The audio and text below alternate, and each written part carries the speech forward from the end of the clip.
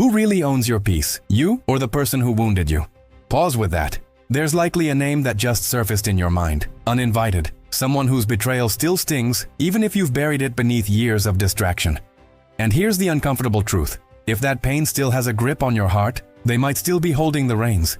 They occupy space in your thoughts, draining your present joy like a shadow from the past you can't quite shake.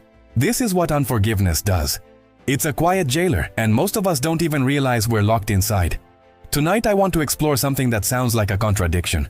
The fierce, liberating strength it takes to forgive. Consider Michael. He didn't speak to his brother for over 15 years. It started with a failed business deal, money exchanged, promises broken, and the kind of betrayal that cuts deeper when it comes from blood. Over time, it wasn't just their relationship that fractured. Holidays became a logistical nightmare. Their mother, now elderly, had to choose sides. Cousins drifted into strangers. And Michael, who felt so justified in his anger, wore it like armor. He'd say to anyone willing to listen, "He needs to make it right. I didn't break this." And he wasn't wrong. His brother had messed up, but Michael's righteousness calcified into bitterness. His marriage strained under the weight of it, his health frayed, and slowly, without realizing, he was losing everything that truly mattered while clinging to what he believed was justice. Then came the phone call. His brother's teenage daughter had been in a terrible car accident. ICU. Touch and go. Michael's wife looked him in the eye and said, "If you don't go now, you'll regret it forever." Standing outside the hospital room, something shifted. Watching his brother cry beside a fragile body covered in tubes and beeping machines, Michael didn't feel vindicated. He felt human, and he saw, maybe for the first time, that his brother wasn't a monster, just a flawed, hurting man who'd made a mess. So Michael walked in. He didn't unpack the past, didn't utter the word forgive. He just placed a hand on his brother's shoulder and said, "I'm here." Walls began to crumble. His knees pulled through.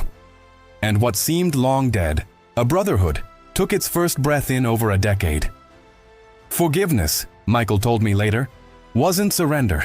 It was rescue. It pulled me out of the pit I dug myself into. This isn't just spiritual fluff. It's truth that even science backs up now. Jesus' words, "Forgive not 7 times, but 70 times 7, weren't about arithmetic. They were about liberation. Let's clarify. Forgiveness isn't forgetting. It's not pretending. It's not excusing.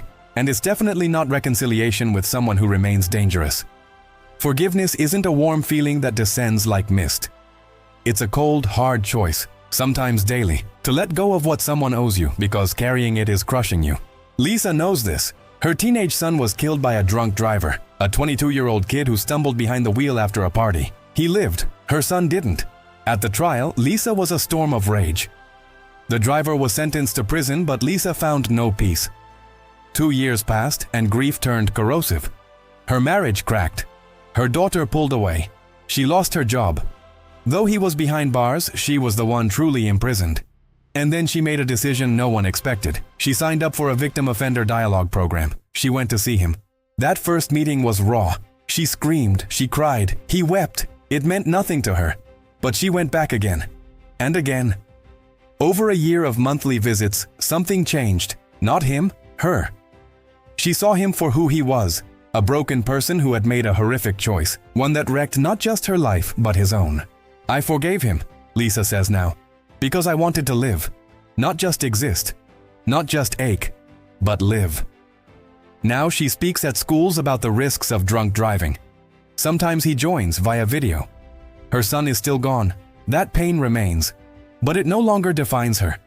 Here's the twist about forgiveness. It's not for the other person, it's for you. It's not setting them free, it's unlocking your own shackles.